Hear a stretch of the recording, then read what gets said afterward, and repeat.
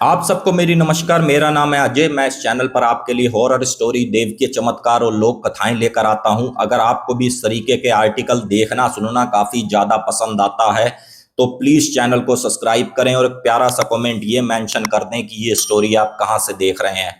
और फ्रेंड्स, आज की जो स्टोरी आई है, जब आप सुनोगे समझोगे तो आप भी कहोगे कि इस तरीके से भी होता है। और काफी ज्यादा हॉरर है और काफी ज्यादा क्रीपी स्टोरी है। और ये है उत्तराखंड का एक छोटा सा शहर पड़ता है टनकपुर, वहां से। और इनके साथ जो भी हॉरर इंसिडेंट हुआ है लगभग सन 2007 के समय हुआ था, जब बहुत ज्यादा फोन की कनेक्टिविटी नहीं होती थी, बहुत ज्यादा गाड़ियों का भी कनेक्टिविटी नहीं था। और उसी गांव का, टनकपुर से लगभग 3 से 4 किलोमीटर पहले एक गांव पड़ता है। वहां का रहने वाला परिवार, जिसमें 4 सदस्य होते हैं। प्रभात जी, उनकी पत्नी सुमन, उनका छोटा लड़का सूरज और जो बड़ा लड़का है उसका नाम सचिन। सचिन की एज आप ये लगा लो 21 से 22 वर्ष होती है और सूरज की एज 18 से 19 वर्ष के अगल बगल होती है। और प्रभात जी का कारोबार ये था कि भाई रेस्टोरेंट का काम था, छोले भटूरे पूड़ी वगैरह। और जैसे ही पूर्णागिरी का मेला आता था तो काफी बार सुमन को भी हेल्प करवाने के लिए उनके रेस्टोरेंट में जाना पड़ता था। और अगर मेला नहीं है तो फिर तो कोई बात ही नहीं है भाई, रेस्टोरेंट खोलो या ना खोलो, कोई भीड़ लगती नहीं थी। एक समय ऐसा आता है जब लगभग मेला एंड की तरफ था और उस समय सुमन ये कहती है प्रभात जी से कि आज मैं तुम्हारी मदद के लिए रेस्टोरेंट नहीं जाऊंगी, थोड़ा सा मेरा स्वास्थ्य यहाँ पर खराब है। तो प्रभात जी भी कहते हैं कोई बात नहीं, आज तुम घर ही रुको, मैं संभाल लूंगा, कोई भीड़ भाड़ वैसे भी नहीं है। अब होता क्या है, सूरज भी अपनी गाड़ी, अपनी बाइक लेकर निकल जाता है टनकपुर की गलियों में, कभी इधर से उधर चक्कर मारने, इधर से उधर घूमना। उसका भी पूरे दिन यही सीन रहता था। और जो सचिन था, उनका लड़का, थोड़ा सा मैं आपको बता दूं दिमाग से वीक था, बहुत ज़्यादा समझ नहीं थी उसकी, थोड़ा सा दिमाग से हल्का आप कह लो या स्पेशल चाइल्ड कह लो। अगर वो अपने घर से निकल गया तो उसको ये पता नहीं रहता था कि मेरा घर कहाँ है, मैं वापस कैसे पहुंचूं। और सूरज की रोज की ड्यूटी होती थी कि भाई अपने बड़े भाई को कहीं भी हो उसको लेकर शाम को घर आना। और एक दिन ऐसा ही होता है जब सुमन जी अपने घर होती हैं और यहाँ पर शाम के 6 से 7 बज जाते हैं और सुमन जी को काफ़ी चिंता होती है। वो ये कहती है मेरा लड़का सचिन वैसे ही दिमाग का सीधा है, सुबह से शाम हो गई, पता नहीं बच्चे ने कुछ खाया है नहीं खाया और पता नहीं कहाँ कहाँ भटक रहा होगा। अब जैसे ही सूरज उधर से बाइक लेकर आ रहा था तो सूरज से ये कहते हैं, बोले बेटा जाकर अपने भाई को देख ले, कहाँ सुबह से घूम रहा है, उसका कोई पता नहीं है। सूरज ये कहता है मम्मी क्या रोज का ड्रामा है, उस पागल के चक्कर में मेरे रोज तुम चक्कर लगवाती हो पूरे गांव के, भाई मेरे बस की नहीं है। तो काफी ज्यादा इनकी आपस में कहा सुनी होती है, लेकिन सुमन का प्रेशर ये होता है कि भाई तेरा बड़ा भाई है, जा उसको ढूंढ ला, भगवान ना करे कुछ हो जाए। और इधर क्या होता है, सूरज का उस दिन थोड़ा सा पेट भी गड़बड़ होता है, यार दोस्तों के साथ काफी कुछ उसने उल्टा खा लिया था। अब ये जैसे ही निकलने को हुआ, इधर शाम के लगभग 7 साढ़े 7 बज जाते हैं और ठीक इसके घर से लगभग 3 घर छोड़ के इसके चाचा का घर भी होता है सूरज का। उसका लड़का जो अमित था इनके बराबर का ही था, हम उम्र था। तो ये अमित से ये कहते हैं चल बैठ मेरी बाइक के पीछे यार, अभी सचिन को ढूंढ के ला रहे हैं, पता नहीं कहाँ होगा। तो इन्होंने उस गांव को पूरा खंगाला, लेकिन भाई सचिन नहीं मिला। 2-4 लोगों से पूछा कि भाई मेरा भाई कहाँ है, तो कुछ एक लोगों ने ये कहा कि भाई हमने पूर्णागिरी रोड पर देखा है, मेले वाली रोड पर देखा है, तुम उधर ही जाओ, क्या पता तुम्हारा भाई उधर मिल जाए। तो ये अपनी बाइक पूर्णागिरी मेले की रोड पर दौड़ा देते हैं और काफ़ी ज़्यादा ढूंढते हैं। ढूंढने वूंढने में इनको लगभग रात के 8:30-9 बज जाते हैं। और इधर जो इनकी गाड़ी थी उसमें तेल भी पूरा सूरा था। तो ये सूरज कहता है अमित से, बोले भाई तेरे पास कोई 20-50 रुपए पड़े हैं। तो इस पर अमित बोला क्या करने हैं, बोले यार देख गाड़ी में तेल नहीं है, क्या पता कहाँ बंद हो जाए। तो इस पे अमित कहता है यार तू पागल है, देख भाई ये जंगल का रास्ता है, साला और कोई शेर भालू मिल गया तो और हमारा काम तमाम हो जाएगा। लेकिन ये काफ़ी ज़्यादा ढूंढते हैं तो इनको सचिन नहीं मिलता। थक हार कर ये अमित कहता है भाई अब वापस चल, अब पता नहीं कहाँ तेरा भाई गया। अब ये जैसे ही गाड़ी वापस अपना मोड़ते हैं, ठीक वैसे ही बिजली भी चमकने लग जाती है, क्योंकि मई जून का महीना था। मौसम आपको पता पहाड़ पे तो मिनट में ही बदल जाता है। इधर बिजली कड़क रही है, इधर सूरज ये कहता है बोले भाई यार ऐसा करें, इसी झरने के बराबर में ही शॉर्टकट मार लेते हैं। अगर पूरा जाएंगे तो भाई काफ़ी लंबा पड़ेगा और गाड़ी में तेल भी नहीं है, रास्ते में बंद हो गई तो लफड़े में पड़ेंगे। तो अमित ये कहता है बोले भाई समझा कर यार, इधर भूत प्रेत वगैरह का सीन भी है और रात के समय भाई देख कितनी काली रात है, बस जो बिजली चमक रही है उसी से ही रोशनी दिख रही है। नहीं नहीं यार सीधे रास्ते चल। लेकिन यहाँ पे सूरज नहीं मानता, अमित से कहता तू बैठ, टेंशन मत ले, तू मेरे साथ चल, घबरा मत। अब ये जैसे ही 10-5 कदम आगे अपनी बाइक लेकर चलते हैं जंगल के रास्ते से, होता क्या है यहाँ पर बाइक बंद हो जाती है और अमित कहता है भाई क्या हो गया? बोले यार लग रहा है तेल खत्म हो गया। तो अमित कहता बस मरवा दिया, इससे बढ़िया तो मेन रोड से चलते। तो इनकी आपस में हल्की फुल्की कहा सुनी होने लग गई। बोले भाई मेन रोड से चलते तो 7 किलोमीटर पैदल चलना था, इधर से जा रहे हैं तो 2-1 किलोमीटर पैदल चलना है, तो चलो इधर से ही चलते हैं। अब ये जैसे ही थोड़ा सा आगे बढ़े थे, जंगल के बीचों बीच में थे और रात भी इतनी काली थी जैसे अमावस की रात होती है। होता क्या है, जैसे ही थोड़ा सा आगे बढ़ते हैं तो अमित को एक औरत खड़ी हुई दिखती है, जिसपे अमित ये कहता है भाई देख वो देख वो देख वो देख सूरज, एक औरत खड़ी हुई, भाई मुझे डर लग रहा है, वो देख कितना भयानक चेहरा है उसका। तो सूरज कहता है कहाँ है औरत? बोले यार वो देख, दिख नहीं रही है तुझे यार? तो इस पर जैसे ही घबराती हुई ऐसी हालत में अमित कहता है भाई मुझे बहुत डर लग रहा है, जय माता की जय माता की जय माता की करते हुए वो उसके साथ साथ चलता हुआ 10 कदम अभी और आगे ही बढ़ते हैं। तो होता क्या है फ्रेंड्स, ठीक अमित के पीछे से अमित को ऐसा महसूस हुआ कि उसके बालों पे किसी ने हाथ मारा। अब जैसे ही उसके बालों पे हाथ मारा, यहाँ से अमित कूद खड़ा हुआ। बोले सूरज आज तू मरवा देगा भाई, मुझे ऐसे लगा है जैसे किसी ने मेरे बालों को टच किया है और भाई मुझे बहुत डर लग रहा है। तो इस पे सूरज कहता है भाई घबरा मत, देख अपनों माता के धाम रहते हैं, तू बेमतलब में घबरा रहा है। ये मुश्किल से 20 कदम और चलते हैं, इधर बादलों की भी गड़गड़ाहट काफी ज्यादा तेज होती है कि भाई कब बारिश हो जाए, वो भी बहुत तेज वाली। 10 कदम और आगे बढ़े तो होता क्या है, अमित को ऐसा महसूस हुआ जैसे किसी ने उसके कंधे पे बड़ी जोर से थप्पड़ मारा और अमित 2 कदम आगे को जा गिरा। तो इस पर सूरज कहता है भाई संभल के चल, ये जंगल का रास्ता है, कहाँ तू पागलों की तरह उल्टा सीधा फिर रहा है। तो इस पर अमित कहता है यार भाई मुझे किसी ने धक्का दिया है पीछे से और मुझे ऐसे लग रहा है वही औरत है। अब ये जैसे ही सूरज कहता है कि भाई कहाँ तुझे धक्का दिया, ये देखिए पत्थर पड़ा है, इसमें तेरा पैर फंसा है, तब तू आगे गिरा है, ये बता चोट वोट तो नहीं आई? तो इस पे अमित कहता है भाई मुझे चोट नहीं आई, मुझे बहुत डर लग रहा है भाई, जय माता की जय माता की, माता बचा ले, माता आज का रास्ता पार कर ले, आज के बाद मैं इसके साथ तो ऐसे कभी रात में आऊँगा नहीं। तो होता क्या है, ठीक बराबर में जो झाड़ियां थी दाएं बाएं थी, काफ़ी ज़्यादा हिलने की इसको आवाज़ आए। अमित बोला कि भाई ये देखिए झाड़ियां हिल रही हैं, कहीं ऐसा ना हो इसमें शेर भालू हो, यार भाई मुझे बड़ा डर लग रहा है। तो सूरज ये कहता है यार भाई तेरा भी अजीब ड्रामा है, कभी तू कह रहा है मुझे वो औरत दिख रही है, कभी तू कह रहा है कि भाई मुझे कोई पीछे से धक्का दे रहा है, कभी तू कह रहा है कि मेरे भाई मुझे उसमें शेर भालू दिख रहे हैं। भाई तेरे साथ सीन चल क्या रहा है? और चुपचाप तेरे से क्या चला नहीं जा रहा? चुपचाप तू मेरे साथ चल। अब ये जैसे ही थोड़ा सा आगे बढ़ते हैं तो सूरज ये कहता है कि भाई 2 मिनट तू अब रुक जा, तेरा ड्रामा बहुत हो गया यार, मेरा बंदा प्रेशर, मैं सुबह से 5-6 बार टॉयलेट कर चुका हूँ और मैं काफ़ी बर्दाश्त कर रहा था, और तू इसी बाइक के पास खड़े रहना, कहीं दाएं बाएं भागना मत। तो अमित बोला भाई मुझे डर लग रहा है यार, भाई मेरे को बड़ी घबराहट हो रही है।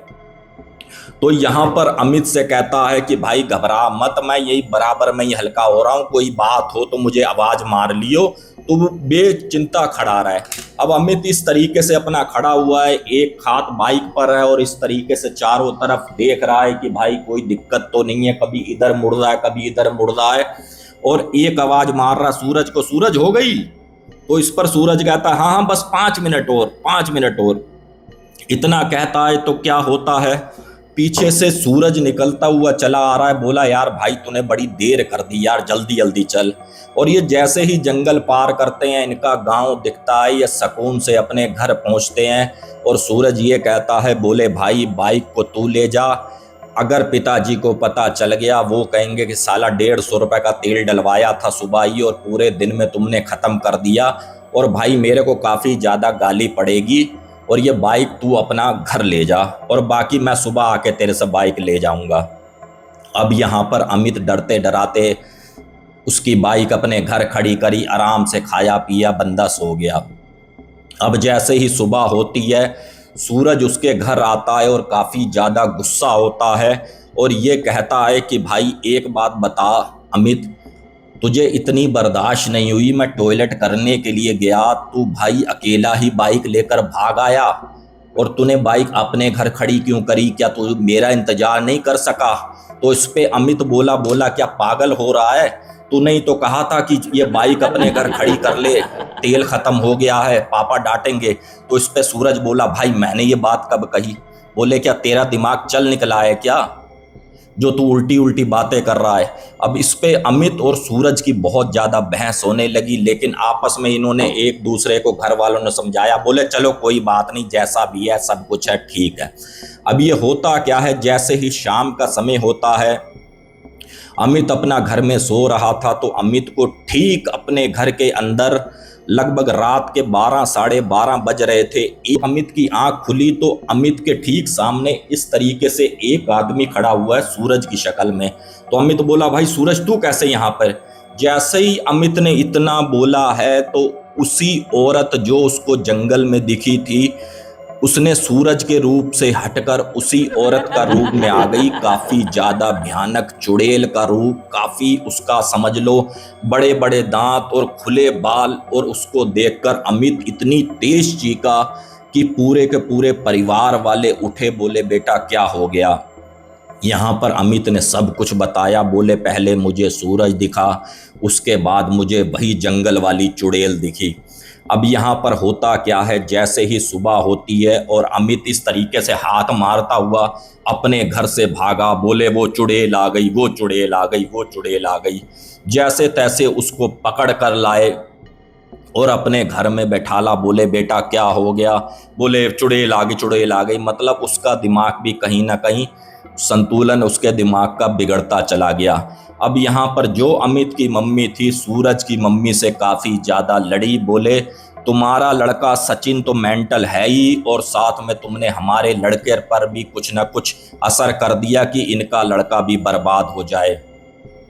होता क्या है, धीरे धीरे अमित का जो वजन था गिरने लग गया। अगर अमित के आगे कोई भी भोजन रखो तो अमित ने वो खाना छोड़ दिया। तो यहाँ पर जो प्रभात था और जो अमित के पिताजी थे वो आपस में तो भाई थे ही, तो उन्होंने ये कहा प्रभात ने कि भाई यार ऐसा करो, क्यों ना एक तांत्रिक को दिखाते हैं। खटीमा में हमने सुना है एक तांत्रिक है, बच्चे को लेकर चलते हैं, हमारा बच्चा सही हो जाएगा। और वो किस्मत से जो तांत्रिक होता है फ्रेंड्स, वो भी काफ़ी पैसे खाने वाला होता है। और उसके पास गए, बोले 500 रुपये इस चीज़ के रख दो, 300 रुपये इस चीज़ के रख दो, 500 रुपये इस चीज़ के रख दो। मतलब 15 दिन में अमित के परिवार और प्रभात के परिवार के पैसे जो थे जेबों से इतने निकलवा लिए, जो इन्होंने साल की जमा पूंजी कर रखी थी सब के सब इनकी खाली होती चली गई। और इनको कुछ भी समझ ना आए हम करें तो करें क्या। और जो उधर जो औरत थी और जो भूतिया शक्ति थी, रोज कहीं ना कहीं इसको आकर स्वप्न में परेशान कर रही थी। और अब तो इसको अमित को साफ साफ दिखने लग गई थी और काफ़ी ज़्यादा पागलों जैसी हरकतें, और काफ़ी बार तो इसको हॉस्पिटल में एडमिट भी करवाना पड़ा। होता क्या है, यहाँ पर अमित के घर में एक दूर के रिश्तेदार आते हैं।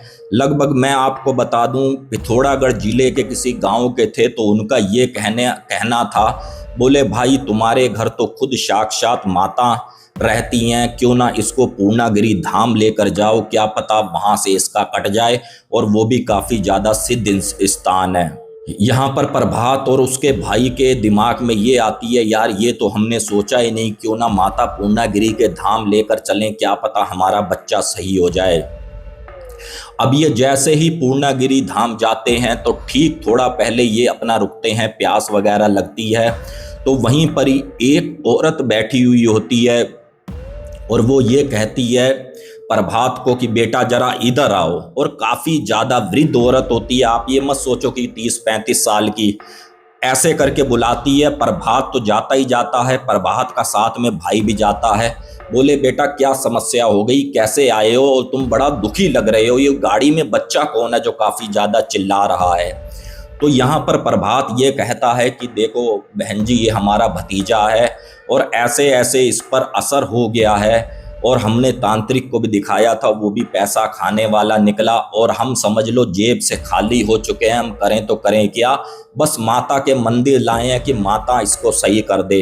तो वो औरत ये कहती है कि बेटा तुम बिल्कुल ठीक स्थान पे आए हो, अब तुम माता के यहाँ आए हो तो समझ लो तुम्हारा बच्चा बिल्कुल सही होगा। और रही बात तुम्हारे बच्चे के ऊपर, मैं बता देती हूँ, ये है जंगली पिचासनी।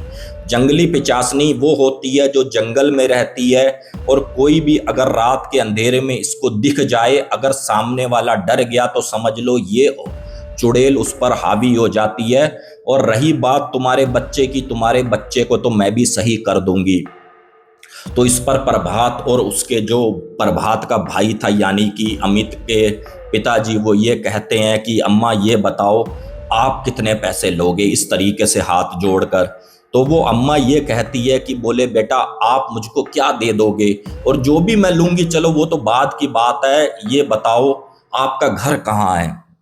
प्रभात और उसके भाई ये कहता है कि अम्मा यहाँ से बस टनकपुर से 4 किलोमीटर के पास हमारा गांव है, वहीं पर ही हमारा घर है। बोले ठीक है, मैं तुम्हारे घर चलूंगी, तुम्हारे घर में ही अनुष्ठान करूंगी और उसके बाद जो मेरा दिल होगा वो मैं तुमसे मांग लूंगी।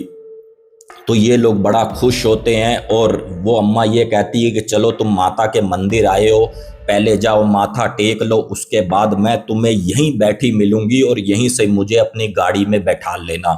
और ये ठीक दर्शन करके आते हैं और वापसी में क्या होता है, वो अम्मा वहीं बैठी हुई होती है। आप ये समझ लो उसकी वेशभूषा ऐसी होती है जैसे भिक्षा मांगने वाली, रास्ते में कि 1 रुपए दे दो, 2 रुपए दे दो, इस टाइप की थी।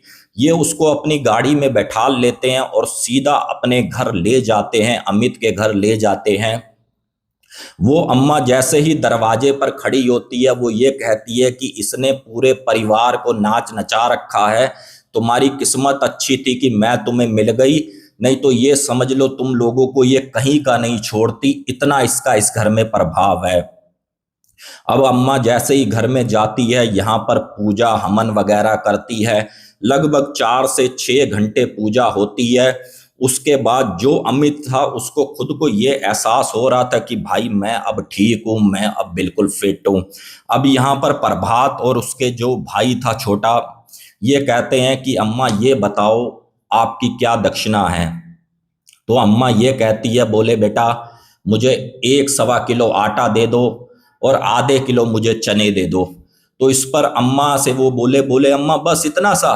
बोले जाओ अम्मा, हमने तुम्हें 1 किलो क्या 11 किलो आटा दिया, 5.25 किलो 6 किलो चने, लगभग जितने भी उन्होंने दिए ये हमने आपको दिए। और अम्मा ये बोली, बोले बेटा ये मुझे मत दो, तुम इसका ऐसा करो पूड़ी बनाओ, चने बनाओ और अगर हो सके तुम्हारा कब्जा हो तो हलवे का प्रसाद बनाओ, और जो तुम्हें जीव जंतु इंसान रास्ते में कोई भी भूखा दिखे तुम परहेज मत करना, कोई भी दिल में ये मत लाना कि ये ऐसा है इसको नहीं देंगे। अगर कुत्ता भी दिखे तो तुम उसको ये भोजन जरूर करवाना, जो तुमने मुंह से निकाला है इसका भोजन बनाओ। तो यहाँ पर प्रभात कहता है अम्मा मैं तो खुद कारीगर हूं, मैं अपने हाथों से बनाऊंगा और जो भी मुझे रास्ते में मिलेगा मैं सबको भोजन करवाऊंगा। अब यहाँ पे अम्मा ये कहती है, बोले बेटा ठीक है अपना ध्यान रखना, अब मैं यहाँ से चलती हूँ। अम्मा जैसे ही दरवाजे से बाहर जाती है और मुश्किल से 5 मिनट होते हैं, अमित वगैरह सब फिट होते हैं, कोई समस्या अब उनके साथ नहीं होती। पता नहीं क्या प्रभात को आता है कि अम्मा के माथा तो टेक लेते, इतनी पहुंची हुई औरत लग रही हैं। अब ये जैसे ही बाहर जाते हैं तो क्या देखते हैं कि बाहर तो कोई भी नहीं है। अभी आप ये लगा लो कि अगर इस गली से जा रही हैं तो उनकी गली इतनी लंबी थी कि बंदा 10 मिनट भी अंदर से बाहर निकले तो बंदा जाता हुआ दिखे। और आस पड़ोस लोग भी बैठे हुए थे। जब उन्होंने पूछा कि भाई यहाँ से एक बुजुर्ग औरत गई है, आपने देखा? तो वो लोग बोले बोले भाई हमने तो ना तो तुम्हारे घर से किसी औरत को निकलते हुए देखा, ना तो हमने यहां से किसी को जाते हुए देखा। तब यहां पर प्रभात की पत्नी ये बोली, बोले लगता है ये और कोई नहीं, ये खुद शेरों वाली माता जगदम्बा आई थी हमारे घर की रक्षा करने के लिए, हमारे बच्चे पर कृपा करने के लिए। तो फ्रेंड्स, ये स्टोरी उन्होंने मुझे भेजी, मैंने आपको सुनाई, जैसे लिखी थी वैसे सेम टू सेम मैंने यहाँ से आपको रिपीट कर दी। और ये जो टनकपुर का माता पूर्णागिरी का मंदिर है, काफ़ी ज़्यादा फेमस है, काफ़ी ज़्यादा सिद्ध है। बहुत ज़्यादा जानकारी तो मुझे नहीं है, लेकिन फ्रेंड्स आज की स्टोरी आपको कैसी लगी? अगर अच्छी लगी तो प्लीज़ चैनल को सब्सक्राइब करें, प्यारा सा कमेंट ये करें कि ये स्टोरी आप कहाँ से देख रहे हैं। जय माता की।